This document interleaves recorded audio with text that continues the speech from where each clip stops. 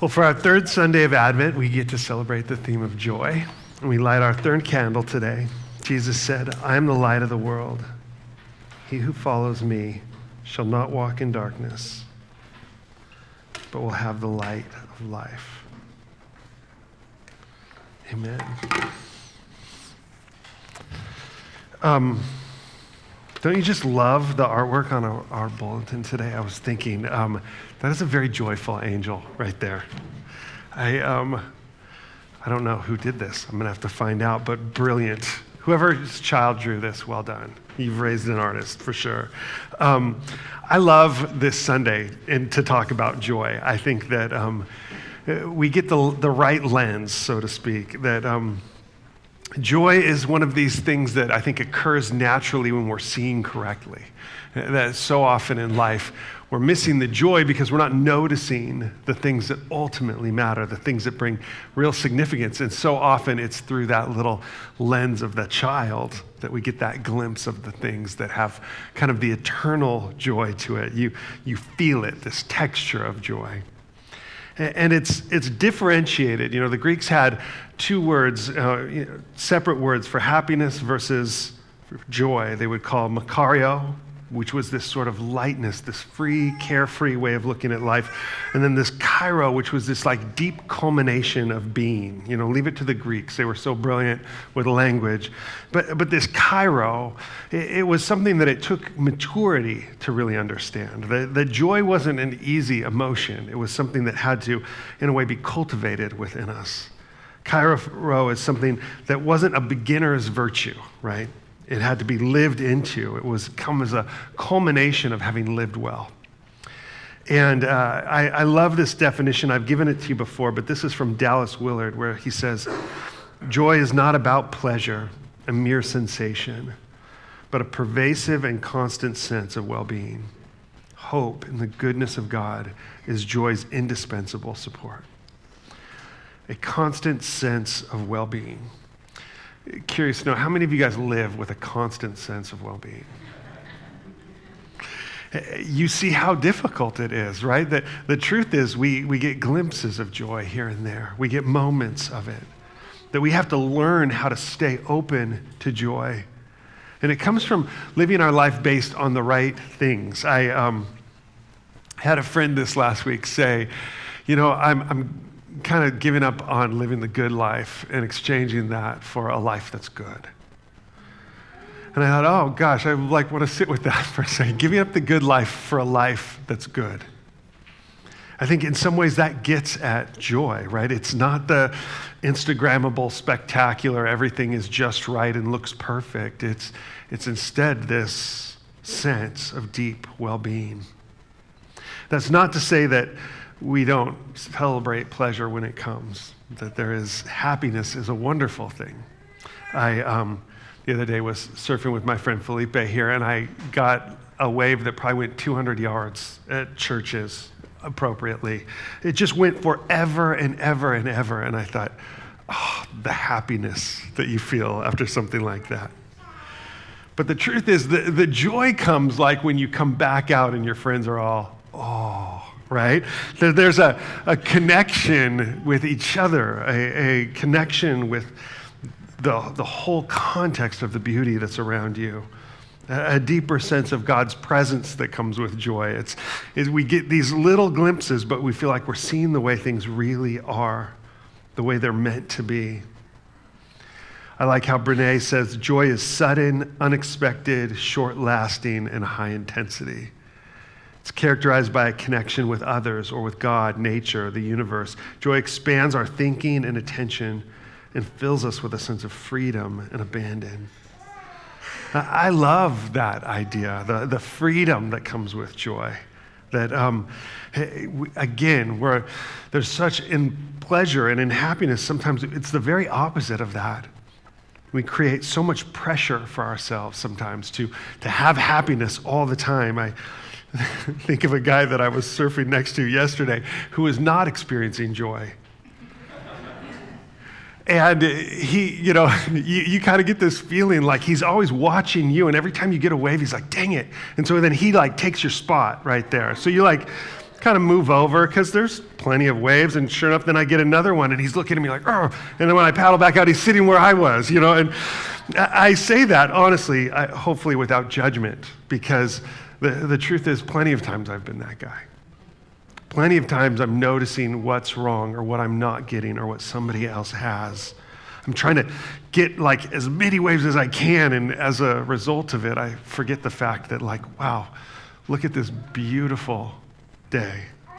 Look at this beautiful moment. Look at the great things about this moment, and get over the thing that's robbing me of my joy. I think sometimes Christmas can be a little bit like that example where we come into Christmas like, all right, we got to get everything right? Everything's got to be perfect. We've got to do all the things and have all the perfect gifts. And here's your C.S. Lewis quote for the day, but he writes about this with such I think a beautiful sort of honesty. He says that this way of doing Christmas, it gives on the whole much more pain than pleasure. You have only to stay over Christmas with a family who seriously is trying to keep it in its commercial aspect in order to see that the thing is a nightmare. Long before December 25th, everyone is worn out, physically worn out by weeks of daily struggle in overcrowded shops, mentally worn out by the effort to remember all the right recipients and to think out suitable gifts for them. They are in no trim for merrymaking, much less, if they should want to take part in a religious act. They look far more as if there had been a long illness in the house. Merry Christmas. Some of you may be feeling like there's been a long illness in your house right now. It's one of the things that I appreciate about Advent. It's not to say that those things don't have value. Certainly they don't. They do. But the truth is that so often in our sort of attempts at merrymaking, we exhaust ourselves. Our attempts to have everything just right, all of a sudden the joy is gone, the spark is gone, even sometimes the happiness itself is gone. Advent is this time of sort of settling ourselves back down as we meet in church in these preparation Sundays. It's about focusing and remembering the things that matter most. That when we're looking at this world correctly, we experience not just happiness, but a deep sense of joy. I love this picture of joy, the overflowing bowl. And to realize that when we're seeing clearly, this is what we're experiencing. God's presence here, and not just a little poured out, but lavishing us with joy. And like we said earlier, we oftentimes are not experiencing this for a variety of different reasons. I think that there's something about Christmas that reminds us also of some sadness and loss. For some of you, it's one of the hardest seasons of all. I heard somebody once say that in regards to Christmas, it's one more Christmas and it's one less Christmas. That each one of these moments is a gift, and sometimes we forget that each one is precious to us. I think about, this play and this experience here, and it makes me very nostalgic for my two older ones here who lovingly are home for the holidays, and we just cherish those times, reminded that that isn't always the case. And how I think of each of my kids, they each had a sort of quintessential role in the pageant. Mia was our baby Jesus. We were super proud of her. And you were such the sweet little roly-poly baby that Mary threw a leg out of support as she's holding. Gabe, I think of you as the little wise man. He was there's 3 wise men that year, and they were 5th graders, and then little Gabe saying your lines. I think Lila will always just be a little sheep coming down. But you remember those times and you just go, oh, the joy of those. And then there's also that texture of life is this constant change. It's this constant moving through where you go, oh, to see joyfully, we have to be present and valuing this moment, this one right here. That when we do, that light could come even into the times of sadness. Even when we see Christmas through a lens that feels like an ache, we're reminded that we're awaiting a sort of second Christmas, a second coming, that Christ has come to earth once, and then we wait for that victory to unfold into a new chapter of a new creation. And in the meantime, we hold on to this little light of joy. Isaiah 9, 2-3, the prophet is speaking of the Messiah that's to come, and he says, the people walking in darkness have seen a great light. A light has dawned on those living in the land of darkness. You've enlarged the nation and increased its joy. The people have rejoiced before you as they rejoice at harvest time and as they rejoice when dividing spoils. That this light has come, and as they await this light, they're reminded of its surety, that a new chapter is coming, and one of joy, that light increases our joy as we see more and more clearly. This is what Jesus has come to do, to bring joy, to bring peace on earth.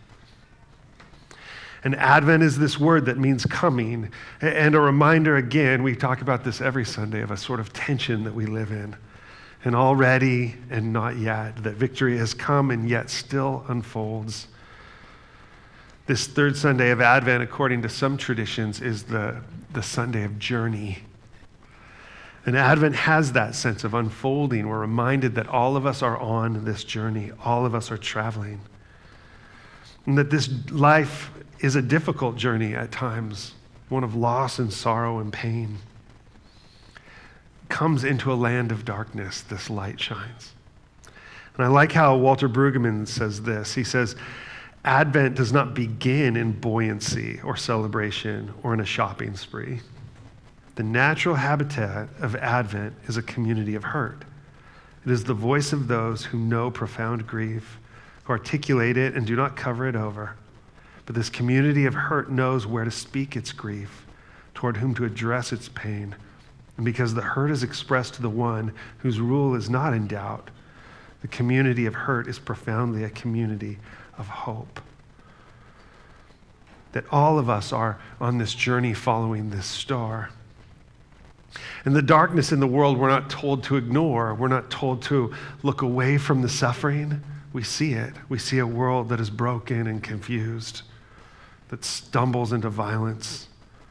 A world that is constantly choosing itself over others, and as a result of it, creating so much pain. But we become these bearers of this light. And as we follow this, we have our own sort of renewing that's taking place. That this following of the light results in a sort of childlike trust within us, a softening. That as we look at these little innocent ones, some singing maybe a little bit off key or stumbling through their lines or whatever, that sort of innocence to go, oh, that's me. In some ways, that will always be me. In Isaiah 9, verse 6, he goes on to ascribe these names to God. He promises this. He says, a child will be born for us, a son will be given to us, and the government will be on his shoulders. He will be named Wonderful Counselor, Mighty God, Eternal Father, and Prince of Peace. And isn't it interesting that this tiny little child is referred to here as our eternal Father? Jesus, the one who preceded all of creation, who is the word spoken of creation itself. It's funny, in our first service, baby Jesus was like just enraptured with the tinsel of the star, and I'm picturing this little innocent, humble child going like, oh, I made this, right? Like you go, somehow the magnitude of God is embodied in this helpless little child here. That this innocent one models for us who we are. And that it's through his eyes that we're able to see the Father's eyes towards us. That this is where the depths of joy are felt. Not just these momentary experiences of pleasure, but a deep sense that we are held in this fatherly love. There's a painting that I've used before, but I'm going to use it again. It's one of my favorites, of Joseph. And this hangs in the Norton Simon Museum. And it's Joseph holding his child. And to me, I think there's so much in this. This gift of Jesus as this innocent one. But I love, don't you just love the hands in his beard? This child just enraptured with the eyes of his father. Jesus modeling really for us our response, and then seeing in the eyes of Joseph God's love for us. That in this picture we get this deep sense of the very reality, the thing that's behind the thing. The source of all creation comes from this deep affection.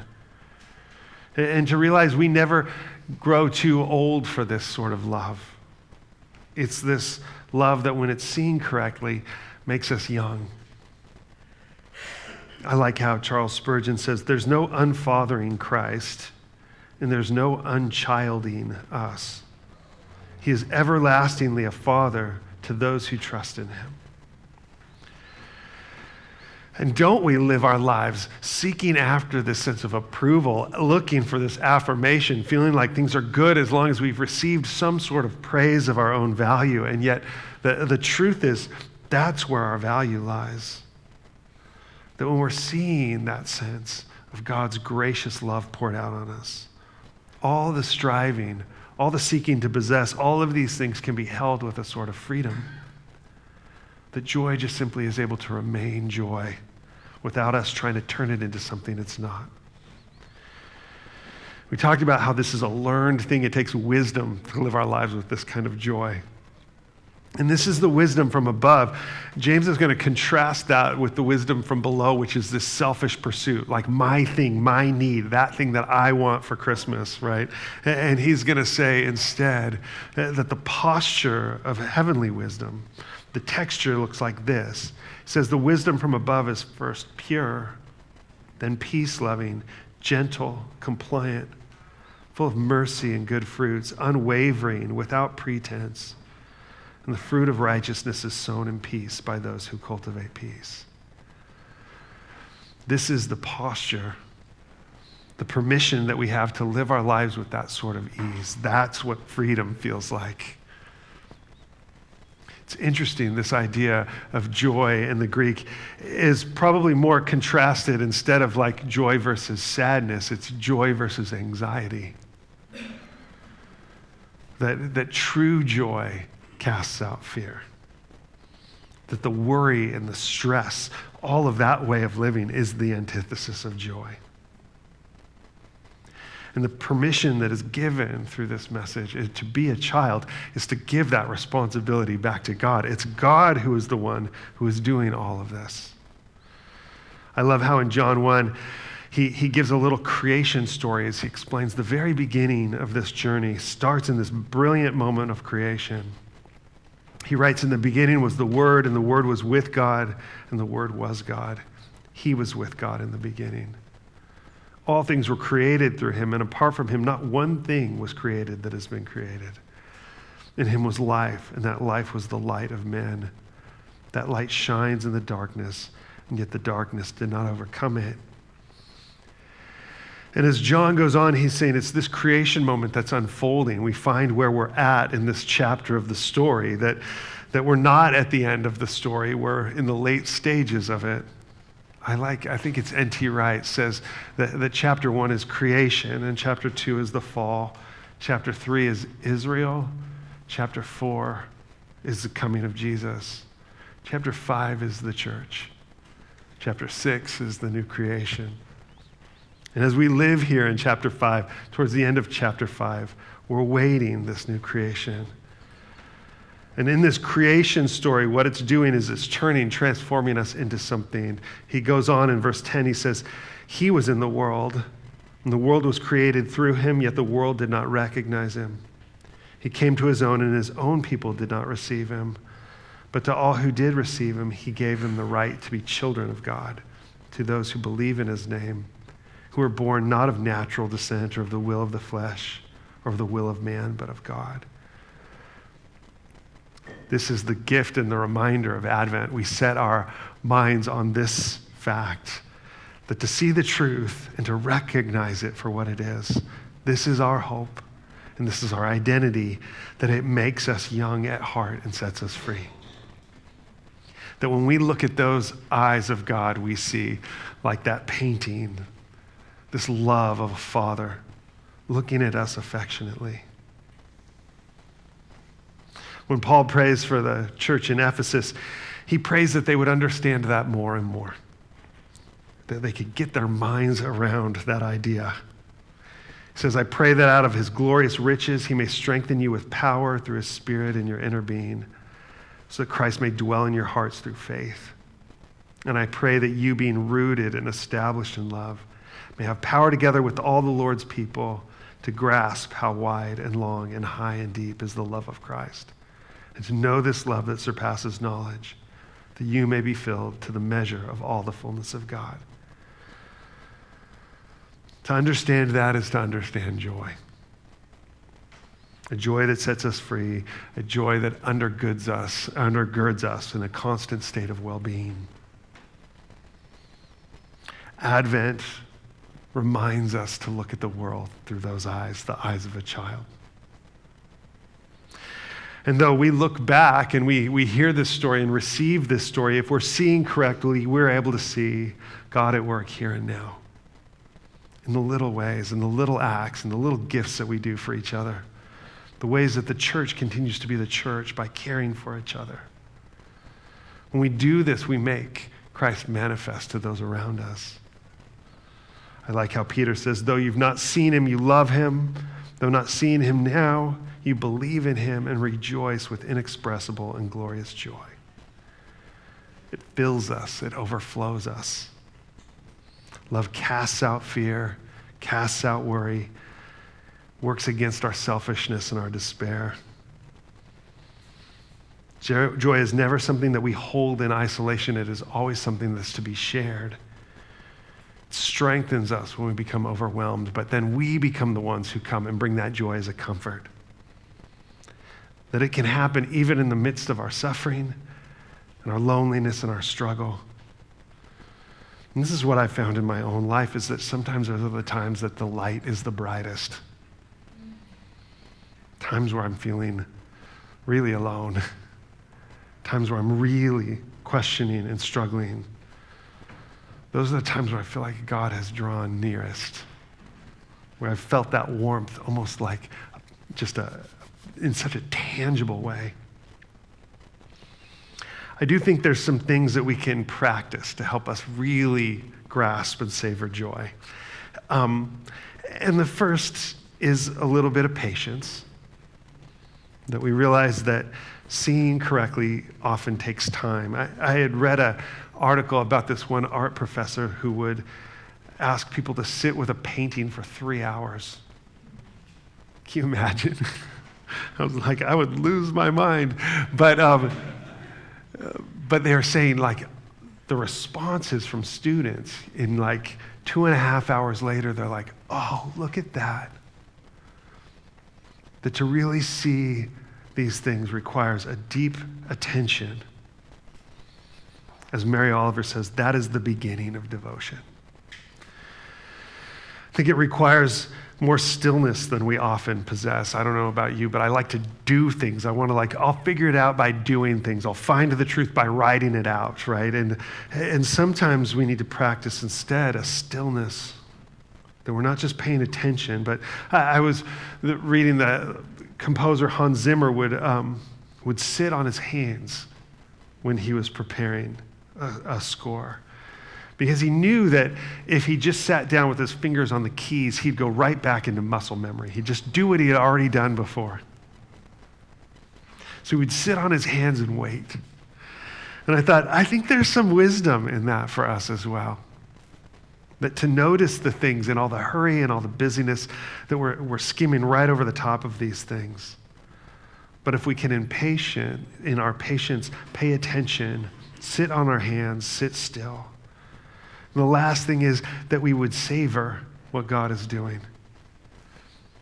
That we would slow ourselves down and savor every bite.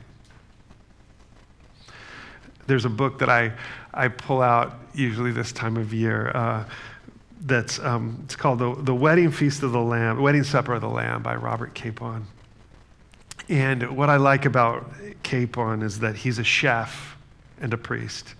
He would write for the New York Times these like little food blog or columns He's got a great one on fruitcake this time of year. It's just playful, writer, but he says, food is the daily sacrament of unnecessary goodness, ordained for a continual remembrance that the world will always be more delicious than it is useful.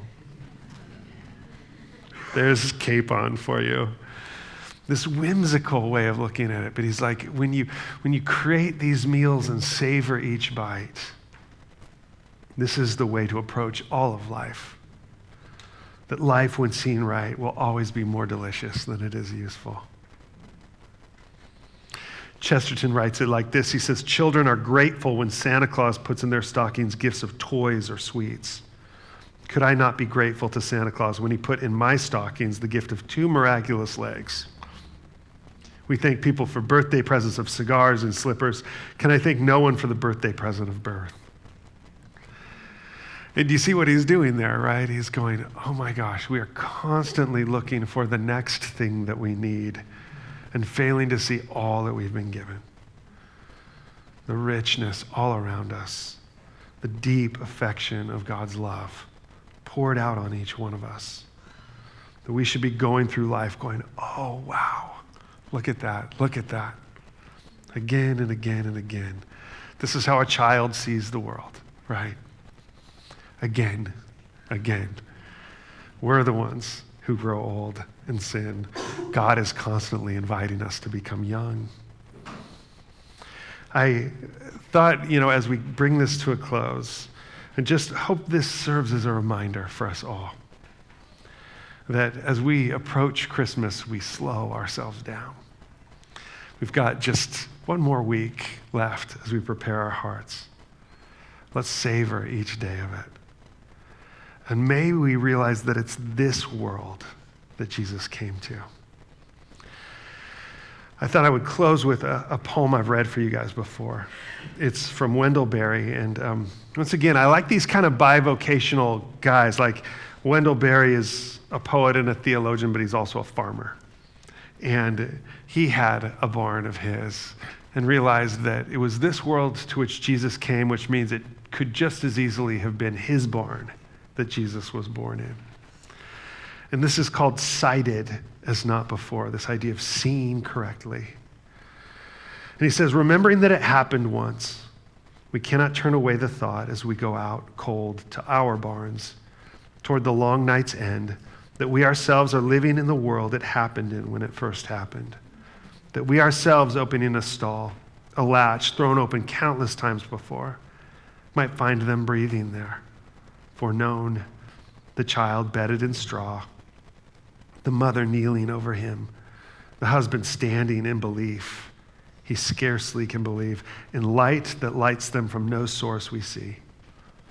In April's morning's light, the air around them as joyful as a choir. We stand with one another at the door, looking into another world. That is this world, the pale daylight coming just as before, our chores to do, the cattle all awake, our own frozen breath hanging in front of us. And we are here as we have never been before, sighted as not before, our place holy, although we knew it not. Would you stand with me? We have lunch for you, goodies and snacks and all kinds of things. We invite you to linger and savor as you go on this third Sunday of Advent. May God richly bless you with the living waters of his joy. May the light of the love of the Father illuminate you and manifest in your heart and shine through you. May his joy be your strength, and may the giving away of that joy to others, and the only way that you can do, be the light you shine on the world around you. Amen.